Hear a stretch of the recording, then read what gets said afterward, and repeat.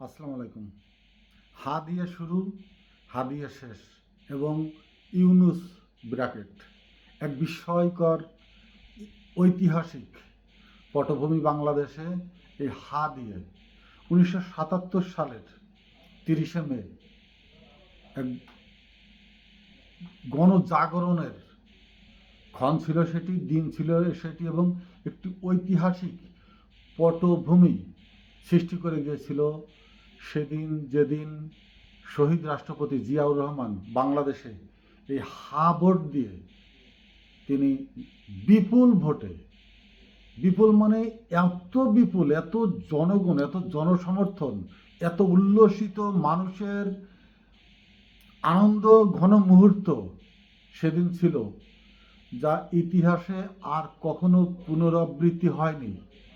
যদিও আমরা 24শে জুলাই-আগস্ট আন্দোলনে খুবই ক্ষুদ্র একটু ছায়া, একটু স্পর্শ বা একটু অনুভূতি মাত্র পেয়েছিলাম সেই দিনকের তুলনায়, কিন্তু পরিপূর্ণতা পেল না সেই সেই হা ভোটের প্রতিষ্ঠিত, সেই হা ভোট দিয়ে প্রতিষ্ঠিত, সেই হা ভোট দিয়ে প্রভাবিত হয়ে যে রাজনৈতিক দলটি সংগঠিত হয়েছিল বাংলাদেশে, সেই শহীদ রাষ্ট্রপতি জিয়াউর রহমানের হাত ধরে বাংলার যে রাজনৈতিক পটভূমি বা বৈশিষ্ট্যগত দিক নির্দেশনামূলক একটি রাজনৈতিক সংগঠন তৈরি হয়েছিল, ঠিক তাদেরই ব্যতিচারের জন্য, তাদেরই অনীহার জন্য, তাদেরই মৌনতার জন্য এবং সরাসরি বিরোধিতার জন্যই সেই হাভোট, এই হাভোটকে অত্যন্ত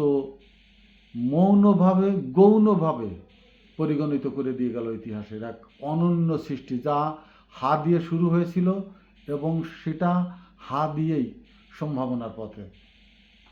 সেদিনকের হাতে কি ছিল? মানুষ কেন উচ্ছ্বসিত হয়েছিল? সেদিনকের হাতে ছিল 1971 সালের 26শে মার্চ, 25শে মার্চ থেকে যে গণহত্যা, নির্বিচারে মানুষ হত্যা, নির্যাতন, জ্বালাও পোড়াও, অগ্নিসংযোগ, খুন, অপহরণ, হত্যা, রাহাজানি, দখলদারি, লুটতরাজ, এমন কি বাকি ছিল রাষ্ট্রের যা সংগঠিত হয়নি স্বাধীনতার ওই 9 মাসে? একাধারে যেমন পাকিস্তানি হানাদার বাহিনীর নির্যাতন নিপীড়ন, অন্যদিকে তথাকথিত রাষ্ট্রের স্বাধীনতাকামী স্বঘোষিত নিজেদের আওয়ামী লীগের মুজিব বাহিনী দ্বারা এবং আওয়ামী লীগের দেশে থাকা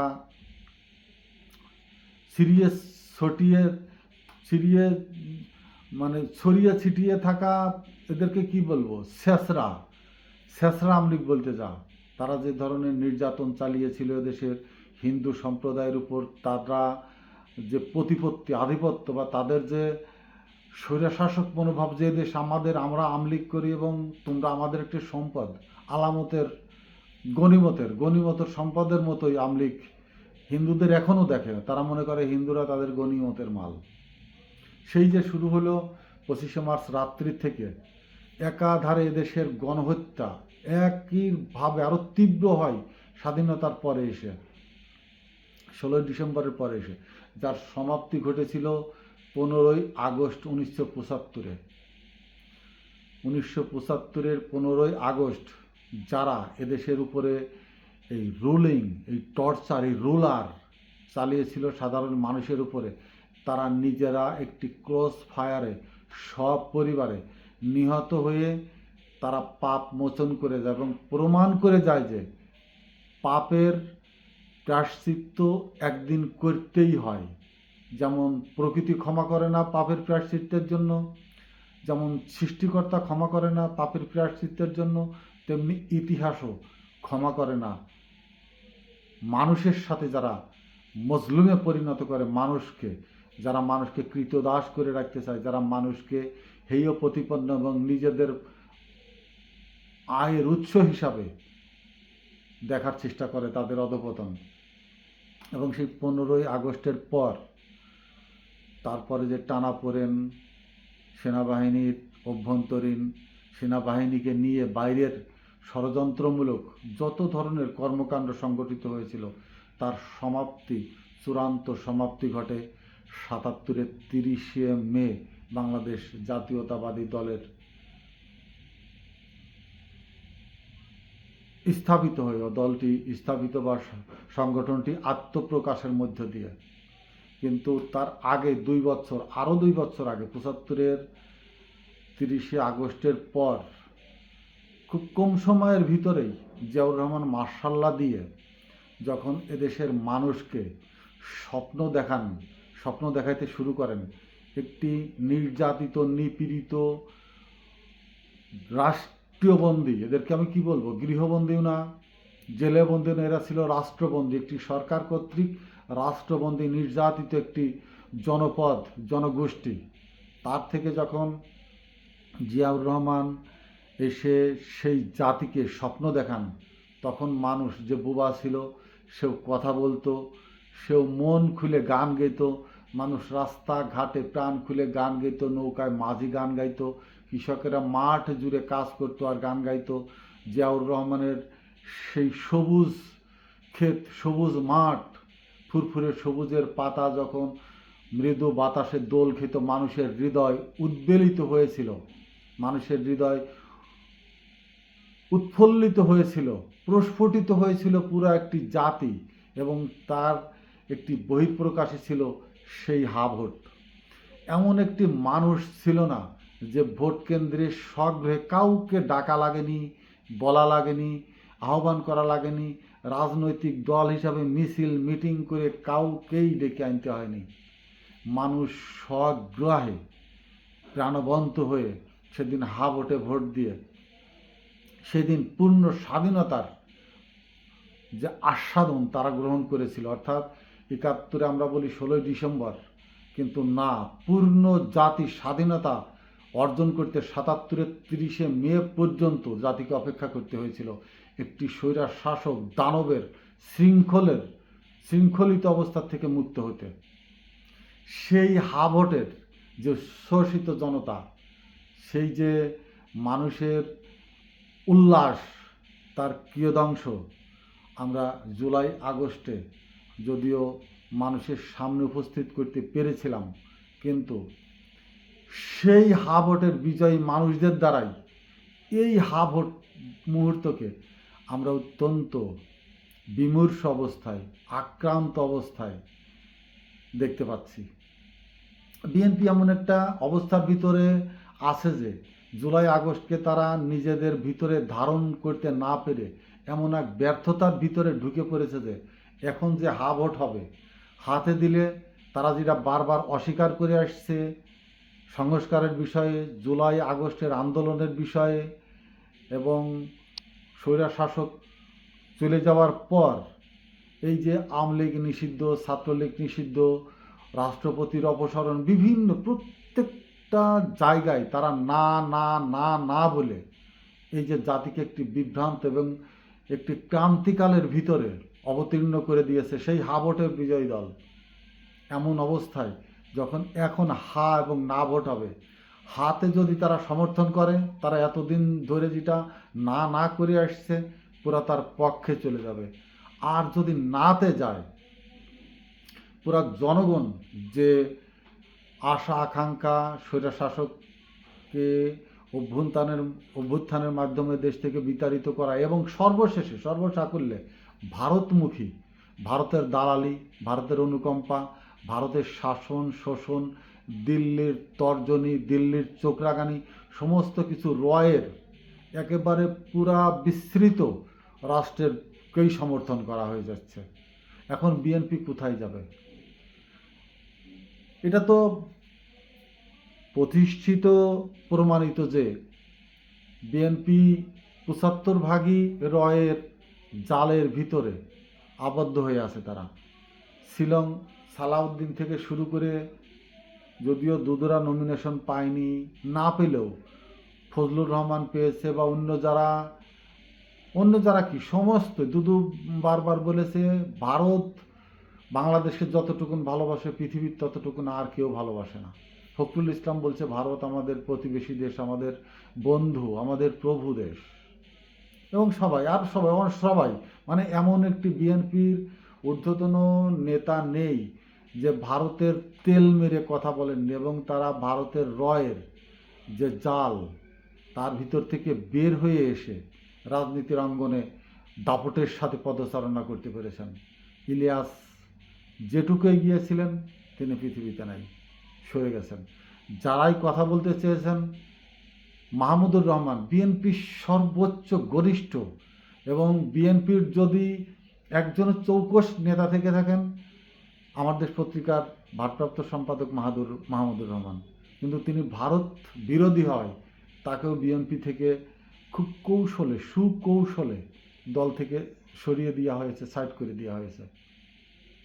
তারেক রহমান দলের প্রধান হয়েও বিএনপিকে স্বয়ংসম্পূর্ণ একটি বাংলাদেশের তার পিতার ভূমিকা এনে রাষ্ট্রের ভিতরে সেই দলকে তিনি সেইভাবে গঠন করতে পারেননি।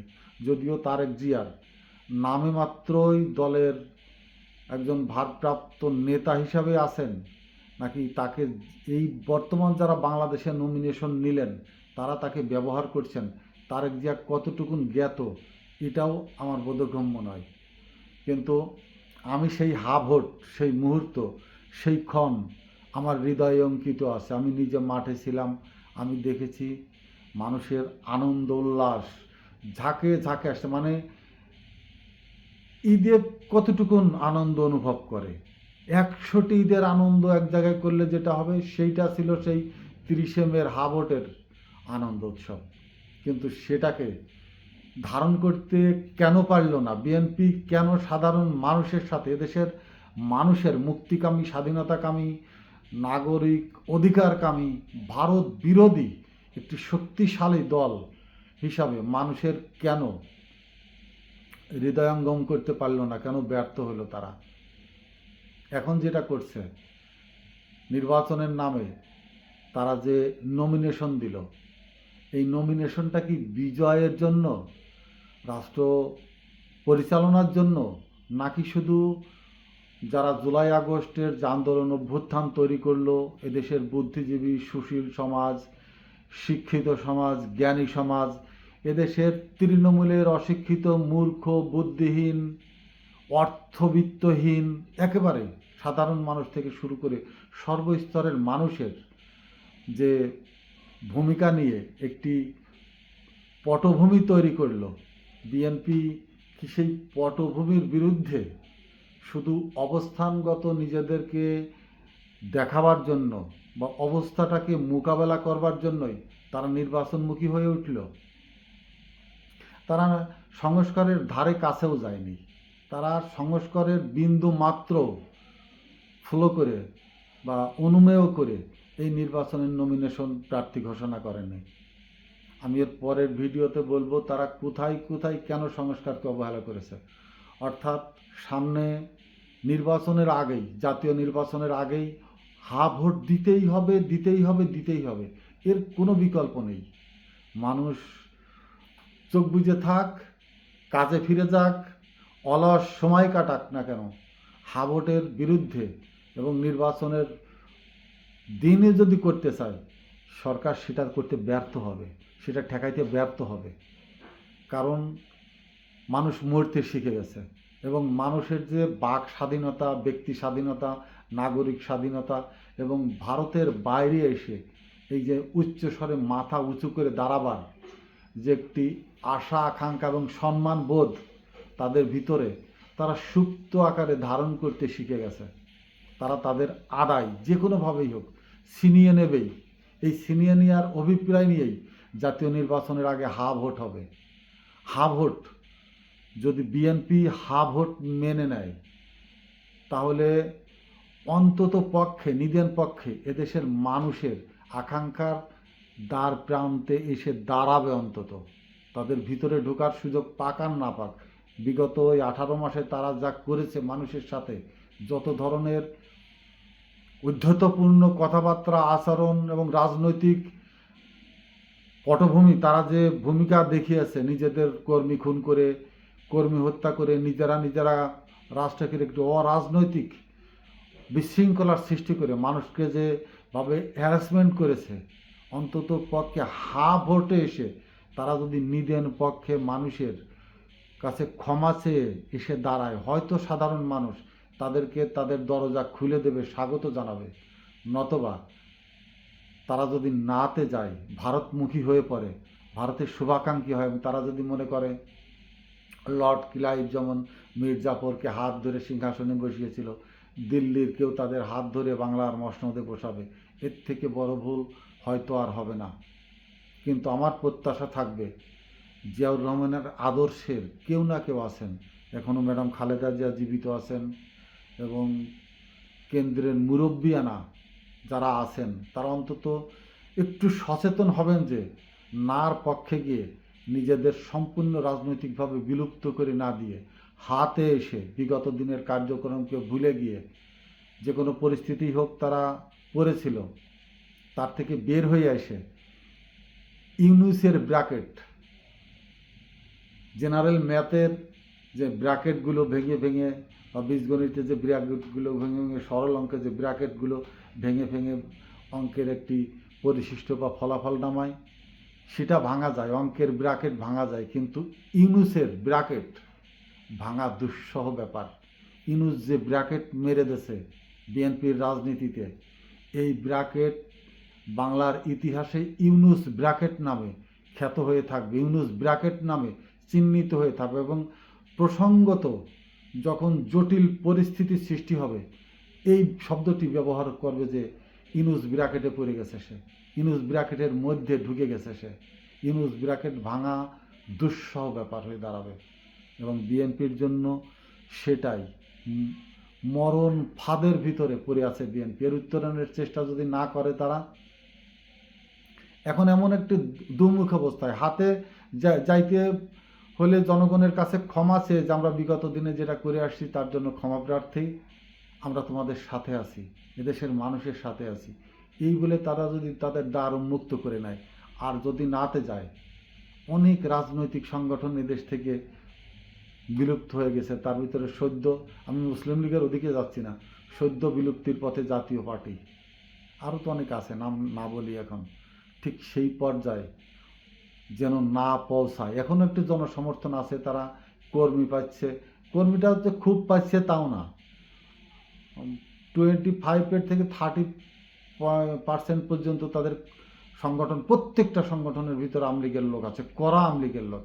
এবং আপনারা যদি দেখেন যে নমিনেশন দিয়েছে কাদের, একেবারে পুরা আওয়ামী লীগের নারীর ভিতরে, নার্ভের ভিতরে যারা ঢুকেছিল এমন লোকদেরকে ধরে এনেও তাদেরকে নমিনেশন দিতে হয়েছে, নিজেদের লোক পায়নি বলে, বিএনপির লোক পায়নি বলেই তাদেরকে দিতে হয়েছে। তার দুটি হয়তো একটা ব্যবহার করবে, তাদের সাথে আওয়ামী লীগের একটা লিঙ্কেজ সংযোগের জন্য এইসব লোকগুলোকে ঢুকিয়ে তারা দলের ভিতরে রেখে দিল, আর একটা হয়তো এমন হতে পারে এদেরকে ভর করেই তারা আওয়ামী লীগকে পুনর্প্রতিষ্ঠিত করা, অর্থাৎ একটি ওয়ে, জাস্ট একটি ওয়ে রেখে দেওয়ার চেষ্টা করছে।